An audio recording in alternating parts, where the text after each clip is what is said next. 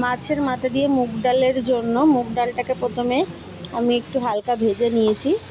ভেজে ওতে নুন আর হলুদ দিয়ে আমি জল দিয়ে সিদ্ধ করে নিয়েছি। এখানে রুই মাছের মাথা নিয়েছি, নিয়ে ওটাকে তেল হলুদ নুন হলুদ মাখিয়ে এবার তেলে একটু ভালো করে ভেজে নেব এপিট ওপিট করে। তারপর ওই তেলের মধ্যে আমি ফোড়ন দেব গোটা শুকনো লঙ্কা, তেজপাতা, গোটা জিরে আর হচ্ছে গরম মশলা। গরম মশলার মধ্যে দেব দারচিনি, ছোটো এলাচ আর লবঙ্গ। সব দিয়ে একটু ভাজা ভাজা গন্ধ উঠলে মশলাটা তার মধ্যে দেব কেটে কুচি করে রাখা পেঁয়াজ। এবার মিক্সিং জারের মধ্যে আমি নিচ্ছি কয়েক কোয়া রসুন, নিচ্ছি টমেটো, নেব আদা আর নেব দুটো কাঁচা লঙ্কা। ঝালটা তোমরা তোমাদের স্বাদ মতো দিও।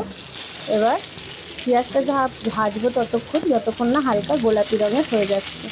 হালকা গোলাপি করে ভাজার পর এতে নুন দেব, নুনটা দিয়ে একটু ভাজবো। দেখো মশলা যখন পেঁয়াজটা এরকম ভাজা হয়ে যাবে বেটে রাখা মশলাটা দিয়ে দেবো।